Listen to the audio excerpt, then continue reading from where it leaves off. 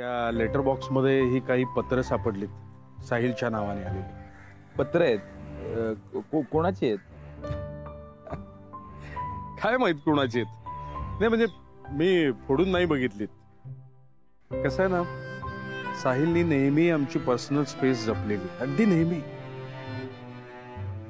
तर आमचंही कर्तव्य आहे त्याची पर्सनल स्पेस जपण्याचं, म्हणून नाही बघितली.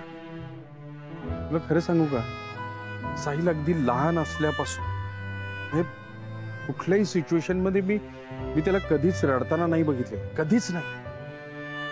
कितीही सिरियस सिच्युएशन असू दे, त्यानं इतकं मॅच्युअर्डली सगळ्या गोष्टी हँडल केलेल्या आहेत की खरंच मला खूप कौतुक वाटतं त्याचं. बाकी मी जगात काहीही बघू शकतो, पण साहिलच्या डोळ्यात पाणी नाही बघू शकत. म्हणून हे सगळं तुझ्या हातात देतो. आम्ही गेल्यानंतर दे त्याच्यात. होप सगळी लेटर्स नॉर्मलच असतील.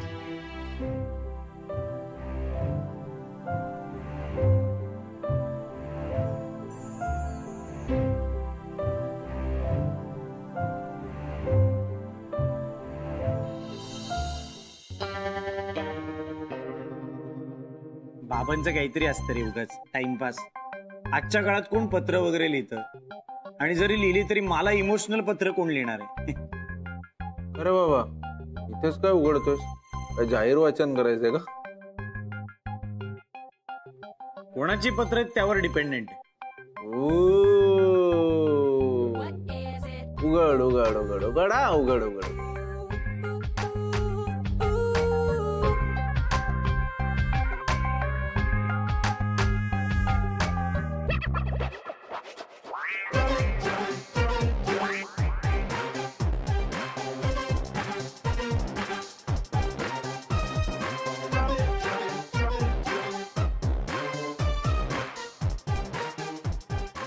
सॉरी, या पत्रांचं असं जाहीर वाचन नाही करता येणार मला. लाजला लाजला. कोणाची आहेत? अरे सांग. अरे नवा फ्लेक्स लावू ना बाहेर. असं बोलतो फ्लेक्स वगैरे कोणी सांगितलं तुला हे?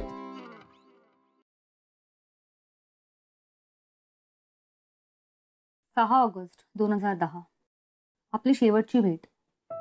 तू हात पकडून विचारलं होतंस, उद्या परत भेटशील ना? मी नाही आले, कधीच नाही. तू मला शोधलं असशील, माझी चौकशी केली असशील, पण मी अशा ठिकाणी निघून गेले होते की तू शोधूच शकला नसतास. मी का निघून गेले, मी कुठे असते, मी काय करते, आपल्या नात्याचं काय, आपली भेट परत होऊ शकते का?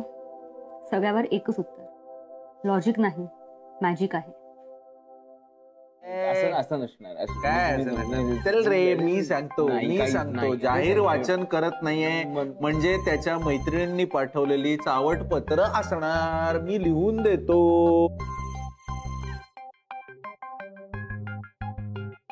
काय बोलतोय तू? काहीतरी नक्की सिरियस असणार. तुम्ही चेहरा नीट बघितला नाही. सगळे अरे वाचा वाचा वाचा करत होता. तुझा चेहरा केवढा पडला होता भाई, एकदम म्हणजे असं कोणतरी म्हणलं त्याला, मैं तुम्हारे बच्चे की माँ बनने वाली हूँ तसं. सिरियसली साहिल पापा बनने वाला है? अगं तसं नाही, तो खरंच नाही. म्हणजे तो मी म्हणजे आता अरे भाई समजाव ना गौरव तिला. हे बघ कसं असतं. ओके ओके, कळलं मला, कळलं. एक्झाम्पल ना. हा हा, पण तरी कसं असतं भाषेमध्ये. कळलंय ना तिला, तरी पण तुला सांगायचंय, तरी बोलतोय. हा तू सांग पप्पा, बोल. हा तेच तर मी हे सांगत होतो की त्याच्या चेहऱ्यावर शॉक होता. म्हणजे त्याच्या चेहरा असं झाला होता. म्हणजे नक्कीच ही पत्र गोविंदाची आहे. Govinda, film star Govinda. वेडा आहे का? आपल्या साईला फार तर दहीहंडी पथकातलं गोविंदा पत्र लिहिलं.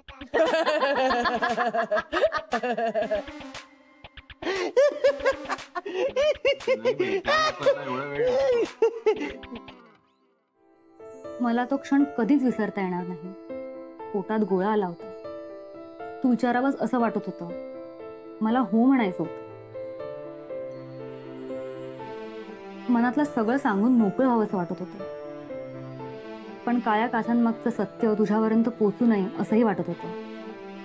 साहिल, तुझ्याबरोबर असताना जेवढ्या मोकळेपणाने मी गात होते, तो मोकळेपणा मला नंतर कधीच मिळाला नाही. तुझ्या इतकं सुंदर दाद देणारा आणि मनापासून ऐकणारा श्रोता मला नंतर कधीच मिळाला नाही. अजूनही मी जेव्हा गाते तेव्हा डोळे मिटून तुला डोळ्यासमोर आणते. आज तुझ्यासाठी एक गझल गावीशी वाटते. गाऊ? सलोना सा सजन है और मैं हूँ, सलोना सा सजन है और मैं हूँ, जिया में एक अगन है और मैं हूँ, सलोना सा सजन है और मैं हूँ, तुम्हारे रूप की छाया में साजन, तुम्हारे रूप की छाया में साजन, बड़ी ठंडी जलन है और मैं हूँ, सलोना सा सजन है और मैं हूँ, चुराए चैन रातों को जगाए, चुराए चैन रातों को जगाए, पिया का ये चलन है और मैं हूँ, सलोना सा सजन है और मैं हूँ, सलोना सा सजन है और मैं हूँ.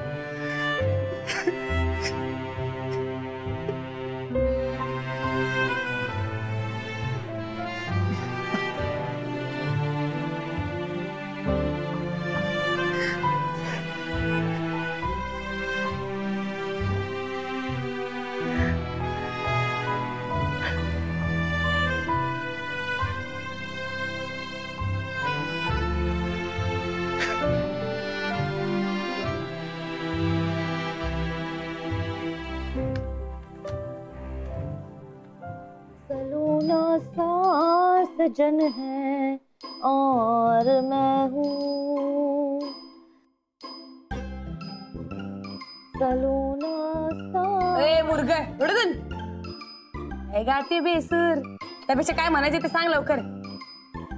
माझं म्हणणं आहे की ते एक पत्र नसणार आहे, म्हणजे एका मुलीकडून एक पत्र नसणार आहे, अनेक मुलींकडून आलेली पत्र असणार आहेत. Lot of love letters. हो, आणि ना त्या पत्राची सुरुवात अशी असणार की तूच आमच्या स्वप्नातला राजकुमार. यक, असं कोण बोलतं आता? अरे पण जर त्याच्या बाबाला त्याची सगळी प्रकरणं माहिती आहे तर मग त्यानंच का नाही फोडली पत्र? पॉइंट आहे. नाही, म्हणजे त्यांना असं वाटत असेल ना की आपल्याला सगळं माहित जरी असलं तरी आपण आपल्या मुलाला पर्सनल स्पेस द्यावी. हाही पॉइंट आहे. तो ही पत्र मुलींचीच असणार. मला काय वाटतं, तुला आठवतंय का त्या दिवशी आपण पप्याला फोन लावत होतो तेव्हा नाही का साहिल सिम कार्ड बदलून देत होता. तर त्या वेगवेगळ्या सिम कार्ड्सवरनं हा मुलींना फोन लावत असणार आणि नंतर ती सिम कार्ड्स काढून ठेवत असणार. तर त्या मुलींना याचा नंबर नॉट रिचेबल लागत असणार. त्या बिचारा कंटाळून कंटाळून याला पत्र लिहित असणार.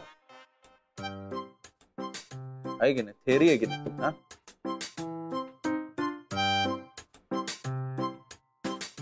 बरोबर आहे बाई. आणि त्या पोरीचं गाव म्हणजे एकदम असं आर्ट वाटेचं गाव असणार.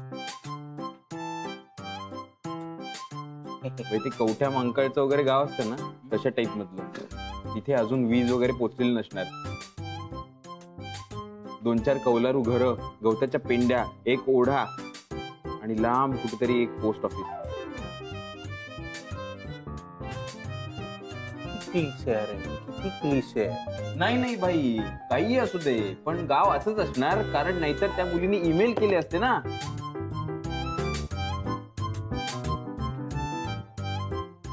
पण मग ती अशी पोरी साहिलला पत्र का लिहिल? आपण ना एकमेकांना प्रेमाची कबुली दिली ना, आपल्यात काही गोष्टी घडल्या, पण तरीही मला तुझी खूप गरज आहे रे. मी गेली 2 वर्ष 6 ऑगस्टलाच आपण भेटायचो त्याच ठिकाणी येते. मला तुझी गरज आहे साहिल, मला भेट. मला माहिती आहे तुझं आयुष्य खूप पुढे गेलं असेल, तुझं स्वतःचं असं जग असेल, माहिती आहे मला. मला फक्त आधार हवाय, प्रोत्साहन हवंय. साहिल, मी गाणं सोडलंय. माझा आवाज, आपली गाणी, तुझ्या कविता सगळं सगळं संपलंय. जमलं तर भेट. मग एकच ऑप्शन उरतो भाई, ईमेल न करण्यासाठी. ते पत्र भाई साहिल काम करत होता ना, ते हॉटेल, त्या हॉटेलमधले त्याच्या मैत्रिणीचं असणार.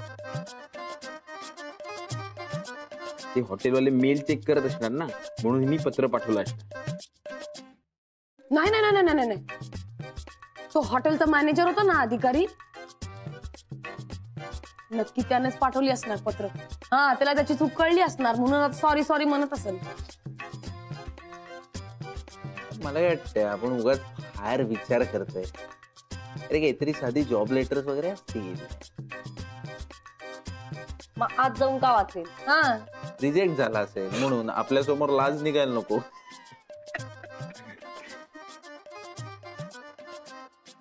राजू धनवडेचं पत्र असणार. राजू धनवडे कोण? त्याच आपलं जनरल एक नाव. तू येणार का रे तू? आपण कशाला एवढं टेन्शन घ्यायचं? I know. मला असं वाटतंय की साहिल जेव्हा त्याच्या बंगाली मा आणि बाबा बरोबर राहत असेल ना, तेव्हा मनीषा म्हणजे ओजी आईने त्याला पत्र पाठवलेली असते, फुल सेंटी. मग आज जाऊन का वाचेल? एक मिनिट. साहिलचं पहिलं प्रेम, नेहाची पत्र असतील का ती? अरे पण ती तर गुल झाली ना, मग तिला साहिलचा पत्ता कस काय भेटणार? अगं, पत्ता शोधायला असा किती वेळ लागतो. ती नक्की नेहाचीच असणार पत्र.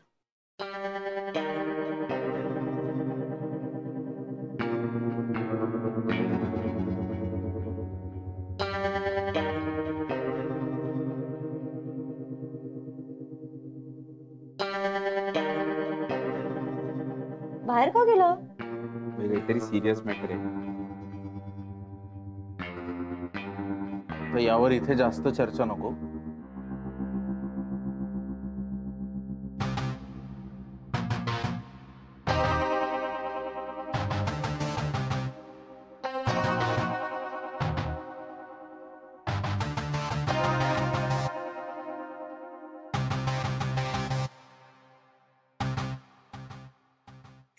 जा जा, झोपा सगळे, जा.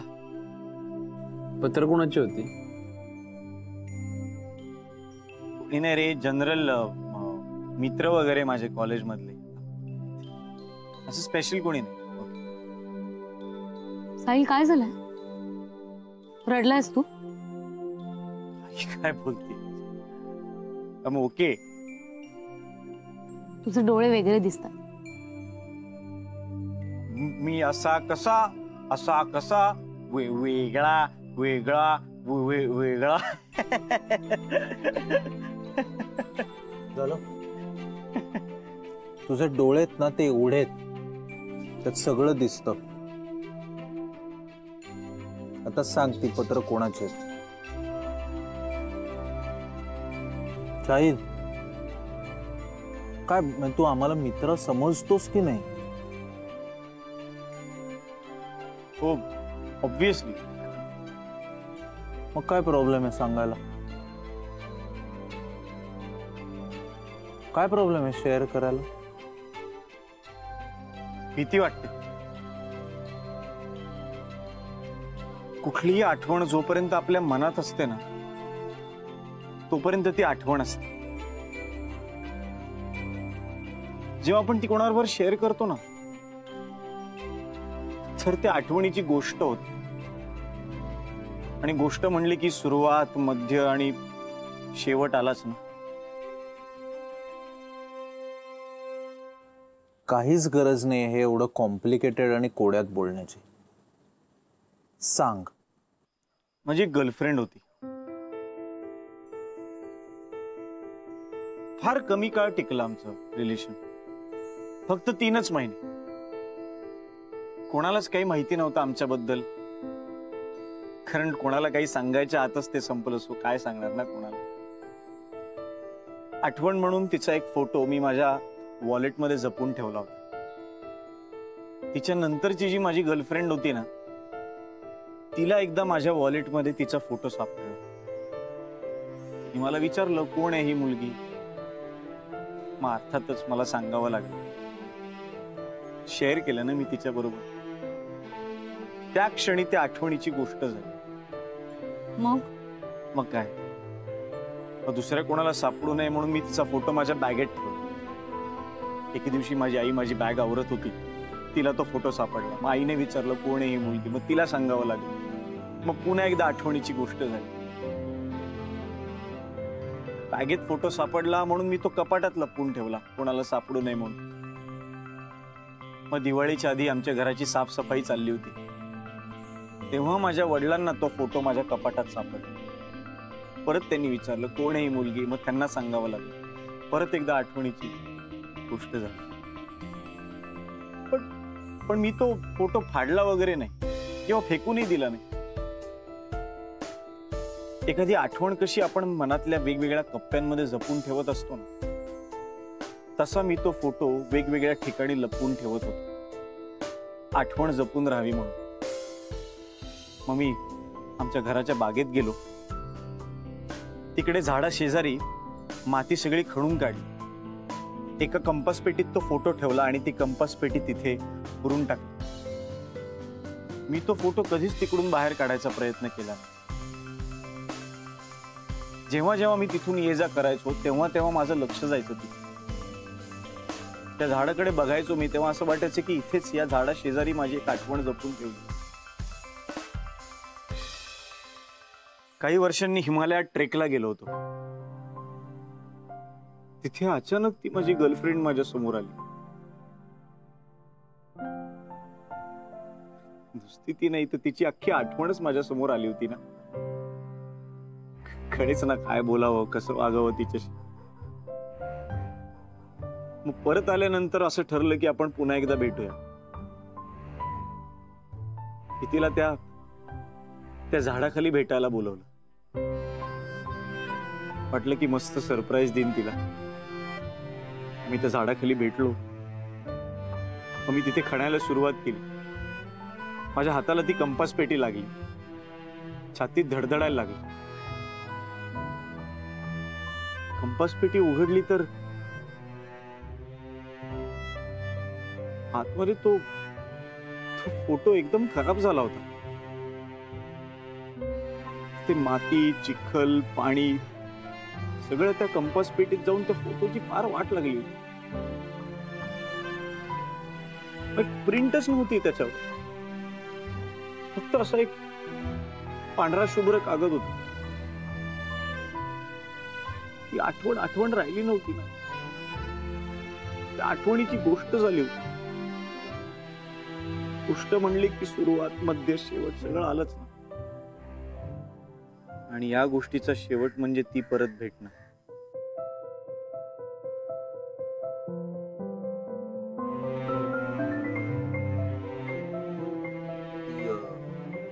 पत्राची